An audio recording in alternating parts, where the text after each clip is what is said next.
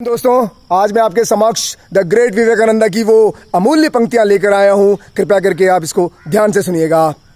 The great Vivekananda told us that we need not Gita, Quran और Bible, but we need a football ground. Yes, the great Vivekananda का कहना है कि हमारे जीवन में होली बुक्स का तो महत्व है ही, बट उससे भी ज़्यादा महत्व है हमारे जीवन में स्पोर्ट्स का, खेलों का। Because of that sports makes us, prepare us mental as well as physical fit. Yes, तो इसीलिए मैंने आज ओलंपिक्स के लिए, ओलंपिक चल रहे हैं इसलिए मैंने ओलंपिक के ऊपर वीडियो बनाने का मैंने निर्णय लिया। बिकॉज ऑफ दैट 1.5 अरब की आबादी में भी हमारे पास कुछ चंद ही मेडल्स आते हैं। सो रीज़न बिहाइंड दैट, उसके पीछे रीज़न क्या है? तो हमारी हिंदुस्तान की गवर्नमेंट को इस बात पे सोचना है, विचार करना है कि हमारे हिंदुस्तान में सर्दियों में -डिग्री टेम्परेचर देखने को मिलता है, गर्मियों में कई जगहों पर +55 डिग्री टेम्परेचर तक हमें देखने को मिलता है, और बारिश के टाइम पर आप देखेंगे कि अत्यधिक वर्षा देखने को मिलती है।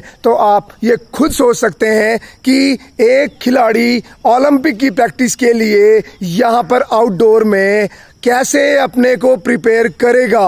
वो जो ओलंपिक प्लेयर्स हैं जो बाहर प्रैक्टिस कर रहे हैं, जो इंडोर रूम्स में प्रैक्टिस कर, इंडोर हॉल्स में प्रैक्टिस कर रहे हैं, बाहर के देशों में प्रैक्टिस कर रहे हैं, जिनके पास मैक्सिमम इंडोर हॉल्स हैं, तो वो मेडल बिल्कुल लाएंगे, क्योंकि वो अपनी प्रैक्टिस में मैक्सिमम टाइम दे रहे हैं। बट हमारे हिंदुस्तान के अंदर क्लाइमेट को देखकर खिलाड़ी ओलंपिक के बराबर में लेवल में टाइम नहीं दे पाता। इसलिए मैं भारत की गवर्नमेंट से ये रिक्वेस्ट करूंगा कि हमारे देश में मैक्सिमम से मैक्सिमम इंडोर हॉल्स अवेलेबल करवाए जाएं, ताकि हमारे देश के जवान, देश के नौजवान ओलंपिक के लिए अपना पूर्ण टाइम दे सकें, पूरा टाइम दे सकें, और हमारे देश के लिए ओलंपिक में मेडल ला सके। अगर हमारे हिंदुस्तानी गवर्नमेंट मेरी इस बात पर ध्यान देती है तो निश्चित ही आपको मेडलों की बारिश देखने को मिलेगी।